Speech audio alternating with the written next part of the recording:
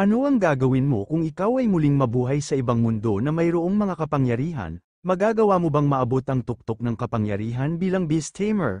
O ikaw ay maiiwan habang ang iba ay sumusulong? Yan ang kwento ng ating bida na si Bai Shawan na talagang nakakasabik na subaybayan dahil siya ay may lihim na kakayahan na e-evolve ang anumang hayop sa pagiging legendary na kayang lampasan ang SSS rank. Ang mundo ng industriya ng Wanfu ay isang medium-sized na lihim na mundo sa ilalim ng Kyushu Federation. Mayroong 7 malalaking sentro ng lungsod, na lahat ay ang pundasyon ng sangkatauhan sa lihim na mundo ng pugad ng gagamba. Ang Balan City ay isa sa 7 malalaking sentral na lungsod, masasabi sa presyo ng lupa na naglalaman ka ng 1 pulgadang lupa at 1 pulgadang ginto. Ngunit sa gitna nitong hangganan ng lupa, may pribadong bahay na napapaligiran ng mga bundok at ilog. Sa lugar ng Capital Citadel ay naririto ang ating bida na si Bai Shawan na batang Panginoon ng Balan City. Bagamat mahigit 10 taon niya na itong nakita, kailangan niya itong sabihin, na medyo masyadong gwapo ang itsura niya sa buhay na ito. At kung nakikita niyo, isa siyang time traveler, sa dati niyang buhay. Isa siyang sundalo na namatay sa isang misyon, pagkatapos ay tumawid siya sa mundong ito kung saan mayroong lahat ng uri ng espiritu at mga hayop at mga imperialista. Ngunit hindi siya literal na time traveler or something, mas katulad pa ito ng reincarnation. Maliban sa mga alaala ng nakaraan niyang buhay, wala siyang pinagkaiba sa mga aborigine. Habang iniisip ang mga yon, bigla na lamang na lumabas ang natal spiritual pet sa kanyang likuran, at ang natal spiritual pet na ito ay tinatawag na red-eyed silverfish gold class. Sinabihan siya nito na mag-almusal na sinang-ayunan ni Shawan, dahil sinabi niya sa kanyang ama na bababa siya pagkatapos maghilamos. Dagdag pa ng natal spiritual pet na huwag paghintayin ang lahat ng masyadong matagal. Ang red-eyed silver streak fish na ito, ay nasa gold level pet. Ito ang natal spiritual pet ng kanyang ama, at siya ay isang malakas na tao sa mundong ito. Matapos ang mga iyon ay bumaba na siya para mag-almusal, nakita niya ang kanyang ina, kapatid at ang kanyang ama. Sinabihan siya ng kanyang ama na sobrang bagal at dapat raw ang mga lalaki ay mabilis, dahil sa 5 segundo lang dapat ang paghihilamos. Naunawaan naman ni Shawan ang sinabi ng kanyang ama, at tinanong ang kanyang lolo kung kailan raw ito dumating. Sinabi ng kanyang lolo na si Bai Jungchung, ang Panginoon ng Balan City, na bilang Panginoon ng lungsod at bilang isang dating mag-aaral, siya raw ay dumating upang magbigay ng isang talumpati ng pagpapahalaga at hikayatin ang mga mag-aaral sa awakening ceremony. Matapos niyang ipaliwanag yun, sinabi niya kay Shawan na examine ito ngayong taon, at sasali rin sa awakening ceremony ngayon, at masaya ang kanilang lolo dahil sa ang kanyang apo ay makakasama niya sa pagpunta sa awakening hall mamaya. Ang awakening ceremony, at ang buong pangalan nito ay ang taunang seremonya ng paggising ng Kyushu Federation ng pamilyar na talento ng hayop. Bawat taon sa oras na ito, ang Federation ay nag-ho-host at awakening party upang tulungan ang bawat kabataan na magising. Ang matagumpay na paggising ay magbibigay daan sa iyo na pumunta sa Imperial College at matuto tungkol sa mga Beastmasters. Kung hindi ka magising, kailangan mong pumasok sa isang normal na paaralan. Masasabing ito ay isang mahalagang panahon sa buhay gaya ng pagsusulit sa kolehiyo. Mas maliwanag ang kinabukasan pagkatapos ma-admit, madali mong matawid ang mga klase at maging master. Walang mawawala kung hindi ka nakapasa sa exam, habang buhay ka lang ordinaryong tao. Ito ay mga nakakaaliw na kasinungalingan lamang, dahil ito ang mundo ni Yu Zheng. Kung wala ang talento ni Yu Zheng, kahit gaano ka man makapangyarihan o gaano kayaman ang iyong pamilya, ay mababa ang tingin nila sa iyo. At ang talento ng beast control ay tumutukoy sa katayuan ng isang tao sa mundong ito. Kung walang talento ng beast control, kahit ang mga dumaraan na langgam ay hindi ka kakausapin. At nag-alala rin siya na baka raw nakalimutan ng Diyos ng muling pagkabuhay na bigyan siya ng golden finger na magbibigay sa kanya ng kapangyarihan, pera, at magandang hitsura. Kung wala ito, siya ay magiging isang kontrabida sa isang comics. At kung ang gwapong mukha raw na ito ay tinamaan ng pangunahing tauhan, ilang flower girls ang iiyak ng tahimik sa sakit ng puso. Buti na lang, 1 buwan na ang nakalipas, nagising siya sa self-awakened A-level talent para sa mga Imperial Beast, na nagpahanga sa kanya. Ang intuisyon ay isang antas ng espiritual na talento, may kamanghamanghang intuisyon sa pakikipaglaban, kung minsan ay nakakakuha ng isang espesyal na premonition, at maaari ring maramdaman ang mga iniisip ng mga spiritual beast. Ito ay isang mahusay na beast familiar na talento, at ang mga epekto nito ay napaka-comprehensible, dahil hindi lamang may intuisyon ngunit maaari mo ring maiwasan ang masama at mabuti sa labanan, maaari pa nga itong makipag-usap sa mga spiritual beast, na malaking tulong sa pakikipaglaban at pagsupil sa mga spiritual beast, at wala na masyadong epekto sa kanya ang mga rituals awakening, kaya stable na ang sitwasyon niya. Sinabi naman ng kanyang lolo sa isipan nito na ang isang A-level spiritual talent ay isang bihirang talento at hindi madaling magising ng kusa. Kahit sa orihinal na mundo, si Shawan ay isang henyo na pinag-aagawan ng mga malalaking pamilya. At nag-alala siya kay Shawan dahil si Shawan ay bata pa at hindi pa matatag ang kanyang pagkatao. Kung pupunta ito sa isang mapanganib na lugar, maaaring kainin siya ng mga halimaw. Kailangan siyang patigasin bago pa siya mawala sa kanyang katatagan. Kaya tinawag niya ito, at sinabihan na huwag niya raw na maliitin ang ritual ng paggising. Dahil ang Awaken ng Godstone na ginamit ng Kyushu Federation ay isang napaka-espesyal na top-level na kayamanan, at mayroon lamang isang piraso sa buong Kyushu Federation. Ang Awaken ng Stone ay may napaka-espesyal na pinagmulan. Dahil sa simula ng bagong panahon, ang halimaw ay dumating sa kanilang mundo at nagdulot ng malaking panganib sa kanilang mga tao na halos sirain sila. Ito ay tiyak dahil natuklasan ng mga ninuno ng sangkatauhan ang Awaken ng Godstone na ito, na hayaan ang unang henerasyon ng Imperial Beast Division na pukawin ang talento. Matapos iyon ay nakaligtas ang mga tao, at nagsimula ang panahon ng Beast Control. Masasabing ang kanyang espesyal na bato sa paggising ay ang pundasyon ng Imperial Civilization ng kanilang Kyushu Federation. At ang mga baguhan ay dapat dumaan sa 3 yugto, upang maging isang Beast Master. Gisingin ang talento ng maharlikang pamilya, bumuo ng espasyo para sa maharlikang hayop, at kontrata ng alagang hayop. Mayroon ding mga alagad ng ilang maharlikang pamilya o mga espesyal na sekta, at ilang mga henyo na maagang nagising. Ngunit hinahayaan pa rin nilang dumalo ang kanilang mga anak sa taunang paggising, layunin nito na gamitin ang kapangyarihan ng paggising ng Awaken ng Godstone, upang bumuo ng royal space ng maaga. Matapos ang mga sinabi ng kanyang lolo, nagtanong siya kung gagawin ba talaga nila iyon, at kung hindi raw ba na magkaroon ng anumang pagtutol ang Kyushu Federation. Nang marinig iyon ng lolo at ama ni Shawan ay nabigla ito, at bigla na lamang na tumawa ang kanyang lolo, at ipinaliwanag na syempre raw alam ng Federation ang tungkol dito, pero wala lang raw pakialam ang mga ito. Basta kasali sila sa Awakening Ceremony at gisingin ang talento, at dapat silang magparehistro sa Awakening Hall. Pagkatapos magparehistro, mas maginhawa para sa Kyushu na maginhawa para sa Kyushu Federation na pag-isahin ang pamamahala ng Imperial Beast Division, at walang silbi ang pag-aaksaya ng kaunting enerhiya sa paggising. Hinawakan ng kanyang lolo ang braso niya at sinabi na magandang bagay raw ang Awakening Stone dahil sa malaki ang maitutulong nito kay Shawan. Sumagot si Shawan na alam niya yun at siniseryoso niya naman ang Awakening, at hanggang ngayon nga raw ay abala siya sa pag-aaral tungkol sa Imperial Beast Knowledge at sa Awakening Talent, pero wala siyang masyadong alam tungkol sa Awakening Stone. Ang Awakening Stone ay may isang piraso lamang, ngunit maaari nitong suportahan ang kamalayan ng daan-daang milyong mga test takers sa Kyushu Federation at ito ay kamanghamanghang mahiwagang kapangyarihan. Bigla namang tumayo ang ama ni Shawan, sinabi nito na ang pinakamahalagang gawin ng isang tunay na lalaki ay seryosohin raw ang Awakening Ceremony at magtayo ng espasyo para sa mga hayop. Nang marinig yun ni Shawan ay wala na siyang nagawa kundi sumang-ayon sa kanyang ama, habang ang kanyang ina ay tinanong ang asawa nito kung bakit ba ito nagagalit. Ipinaliwanag ng kanyang ama na hindi niya sinasadya. Matapos ang mga pangyayaring iyon, nagsimula na silang bumiyahe patungo sa Awakening Square. At makalipas lamang ang ilang sandali, nakarating na sila sa Awakening Square. Sinabihan siya ng kanyang lolo na pumunta muna raw siya sa Awakening Hall, at maghahanda ang kanyang lolo para sa talumpati.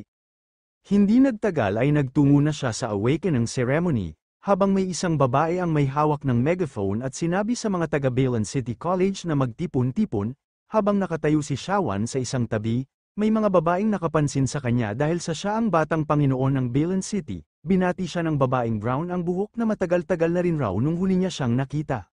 Dagdag pa ng isa na isang buwan na raw na hindi pumasok si Shawan sa school kaya siguro ay pinaghandaan niya ang araw na ito.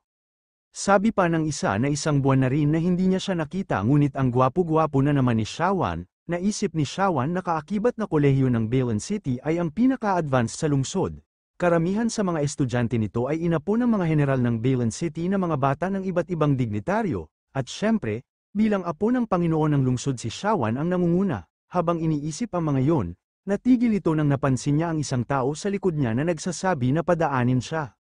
Nang tuluyan ng makadaan ang lalaki, agad itong tumakbo patungo kay Shawan para siya ay yakapin, ngunit agad itong naiwasan ni Shawan. Dahil sa ginawa ni Shawan ay sinabi ng matabang lalaki na si Fatty na isang buwan niya raw siyang hindi nakita, kaya na-miss niya siya ng sobra.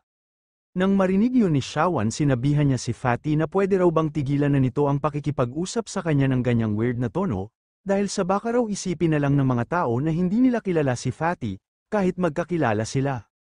Naiyak naman si Fatty dahil sa sinabi ni Shawan at tinanong ito kung paano niya yan nasasabi. Habang nakaluhod dahil sa emotional damage, dinagdagan pa ito ni Shawan na talagang bulag ito sa isang dominanteng pangalan bilang Yuan Pot Ian. Naisip ni Shawan na dahil sa pangalang ito, naisip niya minsan na si Yuan Pot Ian ang bida. Dahil habang lumilipas ang panahon ay nagiging paikot-ikot ang katawan ni Fatty, kaya na-dismiss ang ideyang ito. Mahirap raw talagang balikan ang nakaraang kabataan dahil sa nawala na ito ng tuluyan. Habang iniisip ang mga yon, may isang babae ang nagsalita na isang buwan na raw siyang hindi pumasok sa school at akala niya raw ay natakot na ito. Dagdag pa ng babae na si Feng Chenio na anak ni Feng Yangyan, na vice principal ng Balan Castle, na kung masunurin raw na umamin ng pagkatalo si Shawan ay titigilan niya na ito.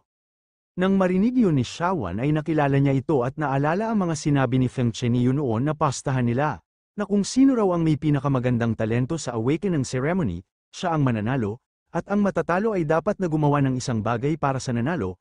Naalala pa ni Shawan na si Feng Chenio ang gumawa ng pastahan na yun, at ang yabang niya pa noon at nag-iingat siya na hindi ito masuntok sa mukha. Kaya wag raw na magtataka si Feng Chenio kung matatalo ito.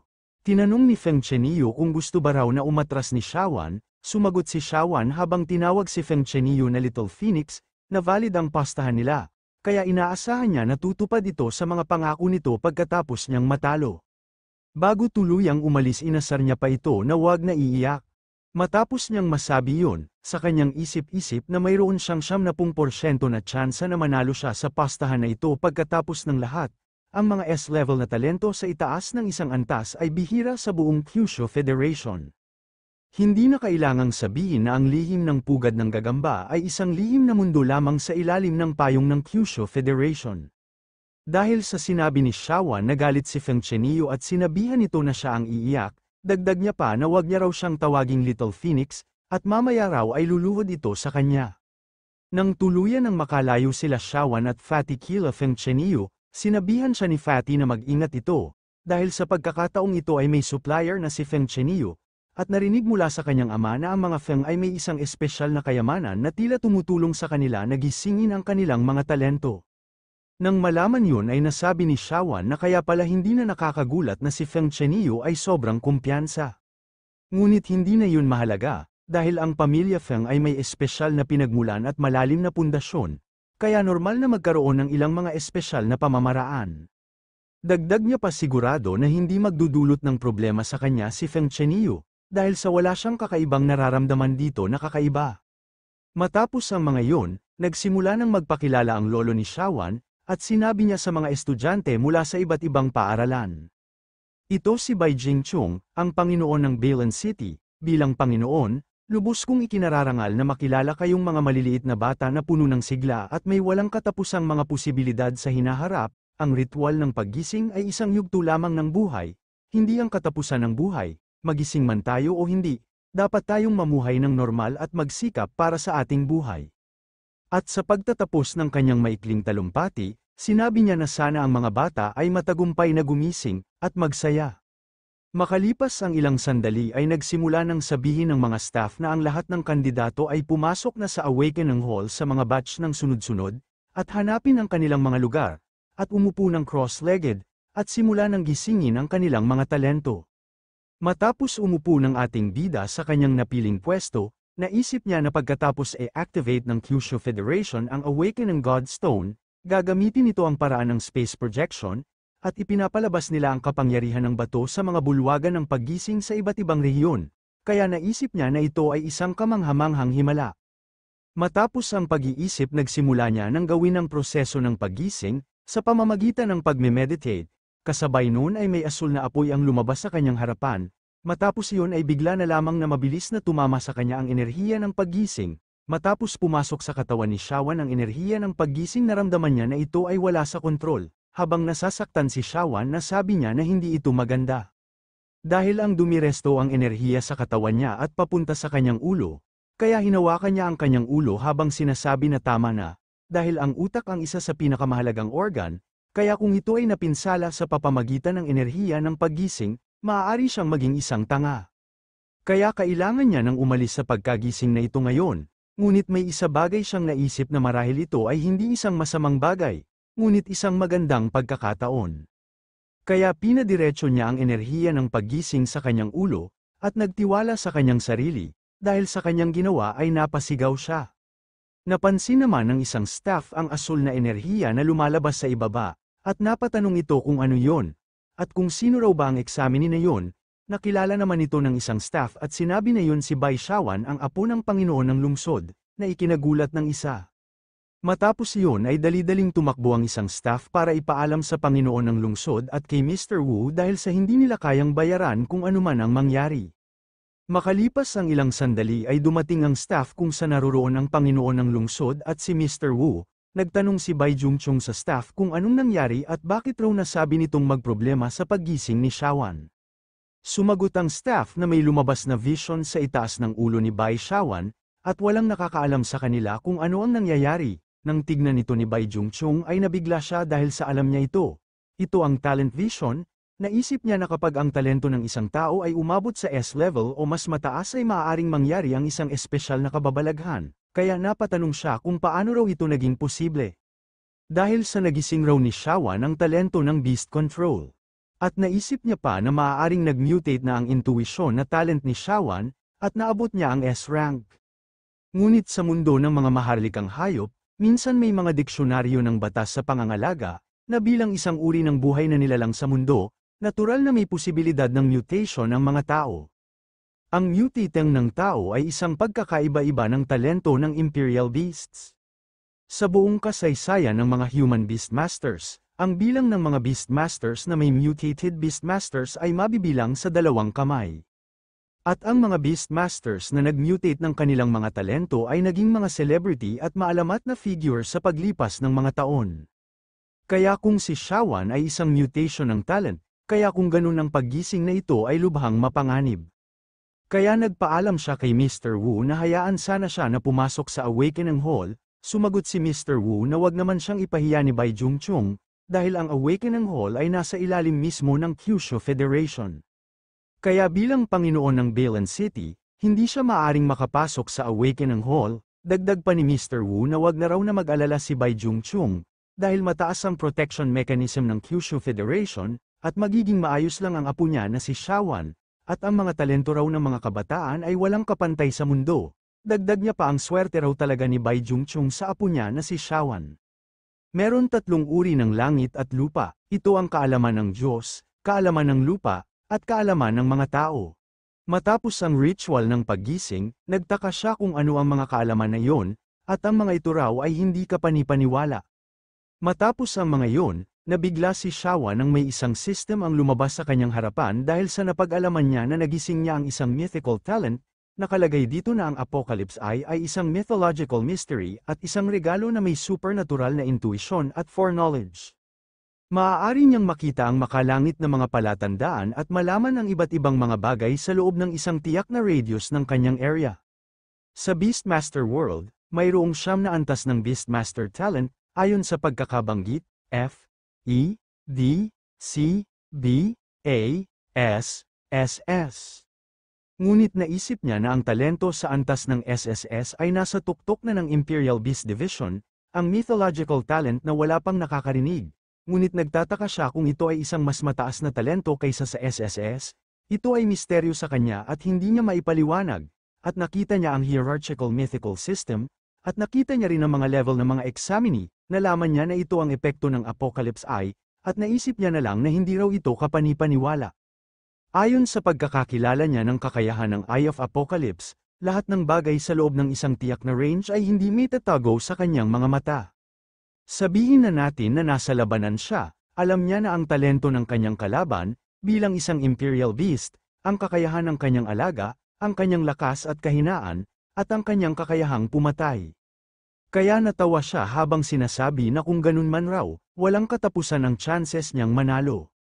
Matapos ang mga iyon, napagdesisyonan niya na tignan ang mga talento na nagising ng mga kandidato. Sa kanyang pagtingin ay nalaman niya na maraming D-level at C-level sa mga ito, at nasabi niya na hindi na rin raw masama. At pagtingin niya sa likod niya, napansin niya ang isang A-level, at parang may mga henyo pa rin daw sa mga second generation. Bigla naman siyang may kakaibang naisip niya na tignan ang Awakening Stone. At sa kanyang ginawa, may isang bagay siyang nalaman. Nalaman niya na ang Eye of Apocalypse niyang kakayahan na nagising ay isa palang spiritual beast. Ang Eye of the Apocalypse ay isang lahi ng sinaunang puno ng buhay. Ang kanilang likas na kakayahan ay ang pagbabago ng buhay. Ang kanilang kalidad ay ang pangunahing Diyos, ang kanilang talento ay ang paggising ng henyo, pagnanakaw ng sigla, at pagsibol sa mga patay na kahoy. Ang kanilang mga kakayahan ay maaaring makatulong sa paggising ng mga tao upang makontrol ang kanilang mga talento. Ang mga materyales ay hindi sapat, kailangan ng mga sustansya upang lumago. Dahil sa nalaman ni Shawan na isa itong spiritual beast, pinagpawisan siya, at naisip na ito ang legendary level na divine beast. Habang abala sa kanyang pag-iisip, natigil ito nang sabihin ng isang staff sa mga examinee na pumili raw sila upang irehistro ang kanilang mga antas sa paggising. Naisip ulit ni Shawan na tinutulungan nito ang hindi mabilang na mga tao na gisingin ang kanilang mga talento at lumikha ng isang maunlad na panahon.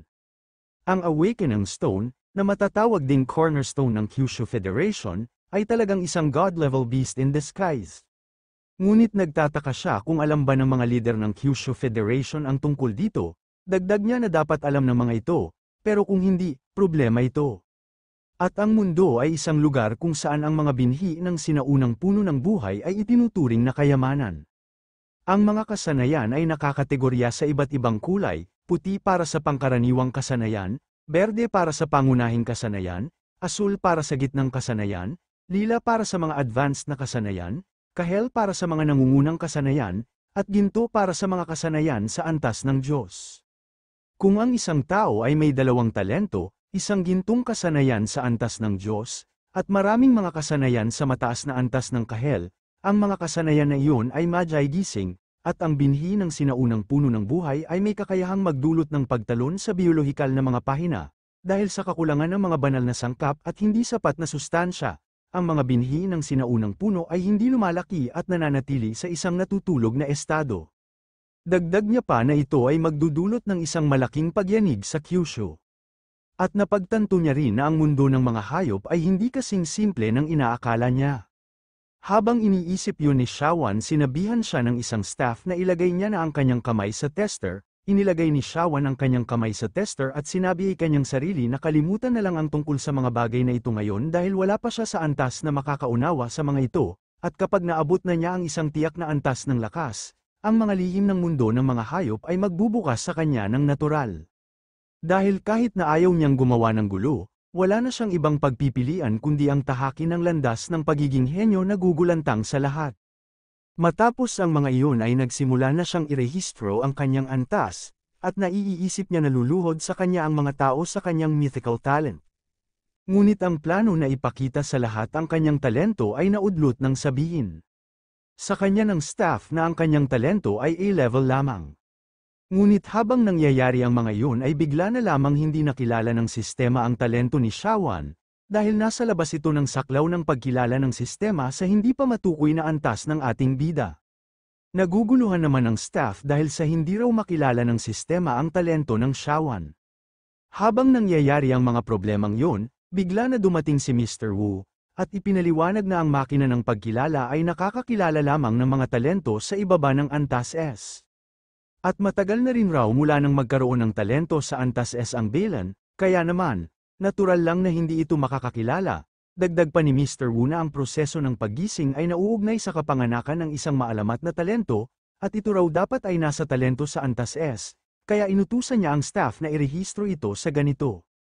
Matapos iyon sabihin ni Mr. Wu umalis na siya, at naisip na bihira ang mga talento sa antas S sa kanilang mundo, kaya ang batang si Shawan daw ay magkakaroon ng magandang kinabukasan. Hindi nagtagal ay nairehistro na ng staff ang talento ni Shawan. Ang kanyang talento ay S-Class Spiritual Talent, na kilala rin bilang Super Straight Sense. Nang marinig iyon ng mga examinee ay nagulat ang mga ito dahil sa hindi nila inaasahan na ang talento nito ay nasa antas S. Dahil sa nalaman ng mga ito, pinagkaguluhan nila si Shawan dahil sa nakakamangha nitong nagawa na magkaroon ng isang maalamat na talento sa antas S. Dagdag pa na ang lolo raw ni Shawan ay isang Beastmaster sa antas Diamond at ito rin ay nagising ng isang talento ng Beastmaster sa antas S kaya ang pamilya raw nila ay talagang kahanga-hanga. Nang marinig ni Shawan ang mga papuring ito ay kunwari na lang siyang tumawa at sinabi ang swerte niya. Ngunit sa kanyang isipan, isa itong malaking pagkakamali. Sinabi naman ng lalaki na kung maging malakas na tao si Shawan, hindi niya raw dapat kalimutan ang kanyang mga dating kaklase. Sinabi din ng babae na nung una niya raw na makilala si Shawan, alam niyang siya ay isang mahusay na tao at isang mahusay na pinuno. Habang nangyayari ang mga iyon, sinabihan sila ng staff na kung hindi pa tapos ang pagsusulit, magmadali at pumila na, dahil malapit na raw na dumating ang susunod na grupo ng mga estudyante. Matapos iyon ay umalis na si Shawan habang sinasabi niya na hindi niya raw na matiis ang pagiging masaya ng mga iyon ng biglaan, habang patuloy sa paglalakad na sa kasamaang palad raw, ang kanyang mythical talent ay hindi nakita ng makina ng pagsusuri. Ngunit ang makina na ito ay isang espesyal na kagamitan sa pagsusulit sa Kyushu, at libu-libong mga taong nagsusulit ay hindi kailanman nagkamali dito. Habang abala sa kanyang mga iniisip bigla na sumulpot ang kanyang lolo sa kanyang harapan at tinanong siya nito kung kumusta na raw ang pakiramdam niya tungkol sa pagbabago ng kanyang talento, at kung mayroon bang anumang abnormal. Naitanong ni Shawan kung paano raw nakarating ang kanyang lolo doon, sumagot din siya na maayos ang pakiramdam niya. Ngunit humihingi siya ng tawad, dahil sa hindi niya sinamantala ang pagkakataon na magtayo ng isang espasyo para sa hayop, sinabihan siya ng kanyang lolo na wala siya dapat na ihihingi ng tawad dahil ang talento niya ay nagbago mula sa A patungong S, at iyon ang mahalaga. Dagdag pa ng kanyang lolo na sa tulong ng mga resources ng pangunahing palasyo sa lungsod, makakapagtayo rin siya ng isang Royal Beast Space sa lalong madaling panahon. Habang sinasabi ang mga iyon ng kanyang lolo ay gusto niya sanang sabihin ang tungkol sa mythical talent, ngunit tila hindi ito magawa. At gusto niyang simulan sa papamagitan ng pagtingin sa papel ng Imperial Talent, ngunit tila nagbababala ang kanyang Eye of Apocalypse. Habang naglalakad ang kanyang lolo idinagdag nito na sumama muna raw siya sa Long at manatili doon, dahil sa tahimik doon at walang nakakaistorbo sa kanya. Habang sinasabi yun sa kanyang lolo, naiisip niya na parang hindi niya masasabi ang tungkol sa kanyang mythical talent, kaya naman mag-iingat na siya simula ngayon, naisip na lang na mag-eksperimento siya sa Eye of Apocalypse. Una sa lahat, aalamin niya ng mas detalyado ang tungkol dito. Napansin niya naman ang isang red fire dog, at naisip na mukhang walang limitasyon sa lakas sa pagtingin sa katalinuhan ng kalaban, at ito ang mga tip para sa pagtuklas ng kayamanan. At sa gitna ng bilog, na may radius na 10 metro, walang kayamanan na makatatakas sa kanyang mga mata. Habang iniisip ang mga iyon ay nakita niya ang dalawang babae na nagmamay-ari ng mga kayamanan na Black Ice Cracked Jade at ang pangalawa ay may hawak na 7 Treasure Glazed Pit Stone. Natuwa naman si Shawan dahil sa nang tumaas ang kanyang lakas. Ang saklaw ng imbestigasyon ay tiyak na lalawak, may posibilidad din raw ang saklaw ng paggalugad ay lulunukin ang buong mundo. Dagdag niya pa, siya raw ang magiging Diyos na makakaalam sa lahat.